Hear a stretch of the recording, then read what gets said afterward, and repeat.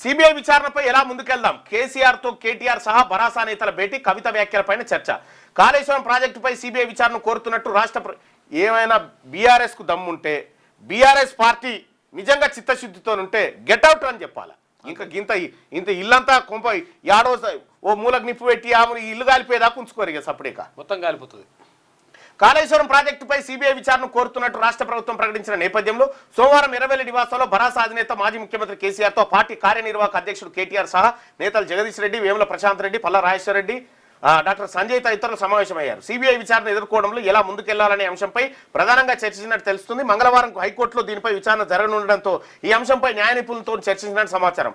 మాజీ మంత్రి హరీష్ రావు, మాజీ ఎంపీ సంతోష్ కుమార్లపై కల్వకుంట్ల కవిత చేసిన తీవ్ర అవినీతి ఆరోపణలపైన కేసీఆర్ వద్ద చర్చకు వచ్చినట్టు తెలిసింది. కవిత వ్యాఖ్యలపై రాష్ట్ర పార్టీ ముఖ్య నేతలు, ముఖ్య జిల్లాల అధ్యక్షుల నుంచే కాకుండా ఇక్కడ అసలు ఒక మాట ఇక పబ్లిక్ని అడుగుదాం.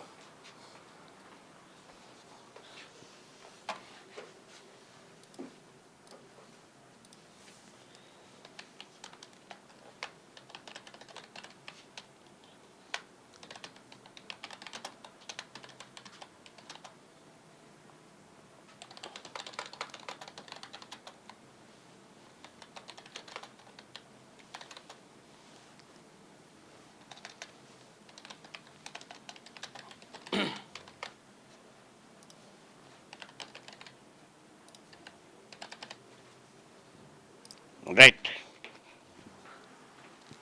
దేవనపల్లి కవితను బీఆర్ఎస్ నుండి సస్పెండ్ చేయాలా వద్దా?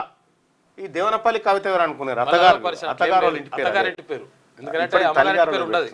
దేవనపల్లి కవితను బీఆర్ఎస్ నుండి సస్పెండ్ చేయాలా వద్దా? ఓటింగ్ లో పాల్గొనండి. సస్పెండ్ చేయాలనుకునే వాళ్ళు ఇక్కడ, వద్దు అనుకునే వాళ్ళు ఇక్కడ మీ అభిప్రాయాన్ని తెలియజేయండి. దేవనపల్లి కవితను బీఆర్ఎస్ నుండి సస్పెండ్ చేయాలా వద్దా? మీరు అభిప్రాయాన్ని తెలియజేయండి.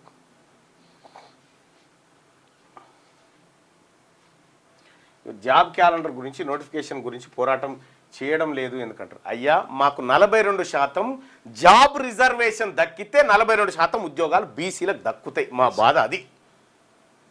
ఇప్పుడు నోటిఫికేషన్ వేసి ఈడబ్ల్యూఎస్ కోటా కింద వాళ్ళని ఎత్తుకపోమని చెప్పానా నేను? మా కడుపు వేదని ఏమనికి అర్థం కాదా? రైట్. ఇక ఆమె దుకాణం ఆమెది. సరే.